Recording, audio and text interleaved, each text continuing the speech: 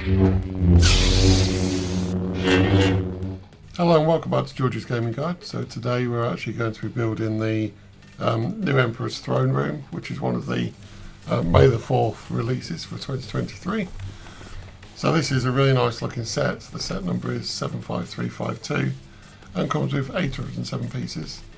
You do actually get 3 minifigures in this set. So Darth Vader is the same as has been in previous sets, but the Emperor Palpatine and the Luke Skywalker are actually brand new for this set, so that's a really cool feature. I think Luke, one of the main differences is they actually made a hairpiece specifically for this minifigure, so it actually matches what it is in the film, so that's a nice feature. So the set itself is actually reasonably large. I don't think it's quite as big as the Dagobah Jeddah train in terms of width, but it's 17 centimeters or 6.5 inches high, 21 centimeters or 8 inches wide, and 17 centimeters or 7 inches deep. So it's a reasonable size set. I say for 807 pieces, I think there's probably going to be quite a lot of detail in this. So again, this is one of the Return of the Jedi 40th anniversary sets, and you actually have a plaque with that. I believe it's all printed in this as well, so that's a really nice feature to have that printed plaque. I do quite like the scene on the back where it's got Emperor Palpatine using his electricity force power on Luke, so that's quite nice. So we may set it up like that, and it shows in this side, and it shows the comparison between the scene in the film and the scene that you can recreate in this set. So yeah, so overall, I think this is going to be quite a fun build. So let's get straight on with it.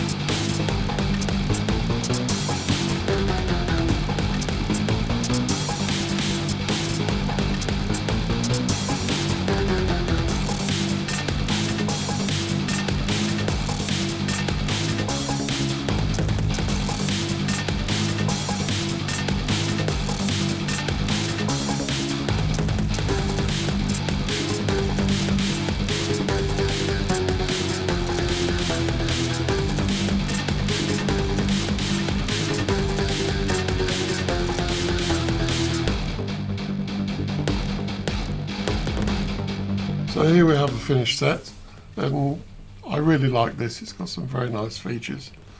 Before we go on to that, let's have a look at the minifigures. So first we have Darth Vader, so he's the one that's not unique. He has the single-sided head, so if you have him without his helmet on, you can see his face like you see him in the Return of the Jedi. The printing on his body is really nice, and he's got some printing on his legs as well. And he's actually got printing down the arm, so very nice minifigure. I say not unique to this set, but it's definitely a nice one. Then we move on to the Emperor. So I was struggling to stand him up. So the Emperor is unique apparently, and the main difference is that he has yellowy eyes. Not sure about the colour of his skin. I think could probably do with being a bit greyer, but overall it's quite nice. So he has double-sided. It just looks a bit more mad or cross on the one on the back at the moment. His hood just fits round, so it's pretty much open at the bottom, which just holds his cloak down a bit. Well, seems a bit strange. It's not the same material as the cloak. But yeah, that'd be quite awkward to do, I think. Reasonable printing on the torso and on the legs. No printing on the arms on this one, but I say that's due to the character more than anything else. But again, a really nice little minifigure. He does actually have the lightning from his hands as well. That's hidden on the set, which is one of the things I quite like about the way they've done this one. And then finally we have Luke Skywalker. And I think the hairpiece on this actually suits it really well. His ears are very much like his hair is in the film. The minifigure itself, as I say, has some very nice printing on the body, front and back. Has no printing on the legs, but again, that's because of how it is in the film rather than anything wrong with the minifigure. Then he has his gloved hand as well, so you'll see he's got one hand that's flesh colour, one hand that's black. And then his lightsaber. He does have two faces. There's not a lot of difference between the two, it just looks a little bit more moody on the one on the back. But say for another unique figure, I think that's really nice. I say the hairpiece is a real big improvement. And then we'll come to the set itself. So it's a reasonably sized set, this. It's, in terms of the height, I think it's probably bigger than all the dioramas that came out last year. The one thing that was really awkward with this though was the dome at the back. You use two long pieces which you bend round into a circle. The inner one didn't want to go to a circle, it was more of an oval. Putting the windows around the outside helps. Not the easiest things to put on. So that's probably one of the things that would actually make this feel more like an 18 plus set compared to most of us, just because it is a little bit awkward. The bit in the middle actually rotates because all it is it doesn't get held on properly by anything, it just slots in at the bottom, and then you have two bits which stop it falling out at the top, so it does rotate. I think I've got it in the right position, the one that looks really nice. So you'll see there it just sits in these two, and it's got these bits here which stop it falling out. And so I think there's 13 in total. 1, 2, 3, 4. Yeah, so there's 13 windows in total, and I think it's actually quite effective, to be honest. Looks really nice from the inside. Definitely looks better from the inside. And then you just have this little bit of framework that so it doesn't really add anything to the back, it just adds a bit of rigidity to the whole structure. And then when I looked at it from the front, you have this section that you build in several parts that gets held on by a couple of studs. Really nice. I actually like that. It does move just a little bit, but again, it's going to be on a shelf, it's not going to be played with, so that's not really a big issue. These were a pain to get done. It's very repetitive, having the 12 bits of flame, the 8 bits of flame on each one.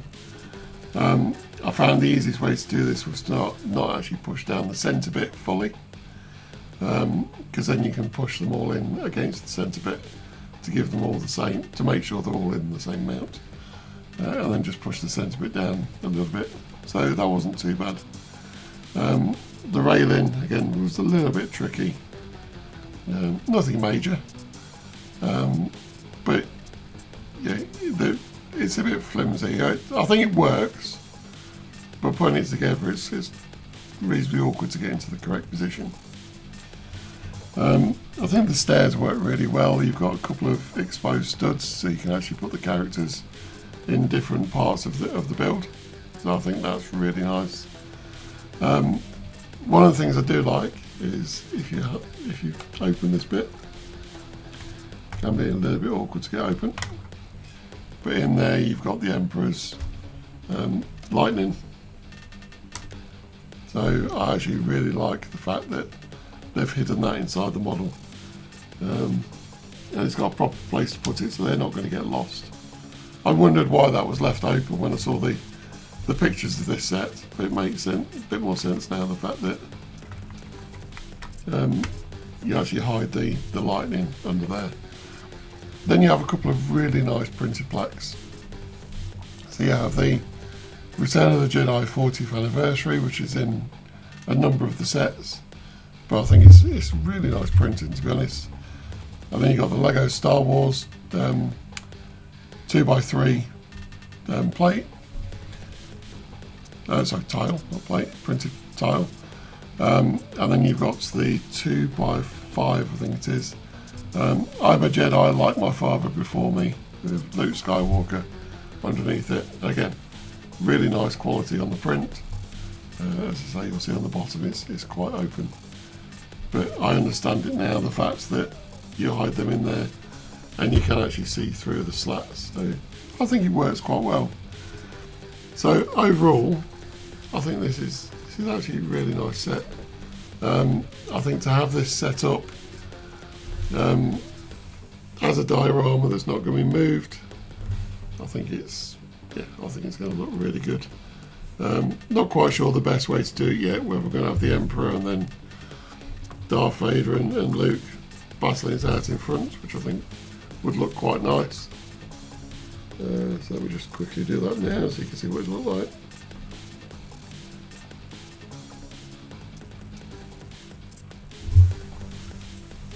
So a bit like that. I've probably got them the wrong way around, to be honest. But I think that looks really nice, and I say it's going to be a great display piece. So yeah, out of the sets that we've built so far from the May the 4th, I really like this. I say that they've been good so far. I say we built the Endor brickheads, one of the best brickhead sets I've built. We've built this one. George has done the little Death Star gift we purchase, which you'll see later on the channel. So that's quite nice. As I say, it's not the greatest detail on it, but as a gift we purchased, it was quite a nice set. And we're partially through the X-Wing, which so far is looking amazing. But a bit expensive for what this is, but it's a really, really nice set. So definitely one that's worth having in your collection. And with that, so I think we'll leave it there. So thank you very much for watching. Really love to hear your comments and what you think about this. Give us a thumbs up. If you haven't already, please subscribe to George's channel.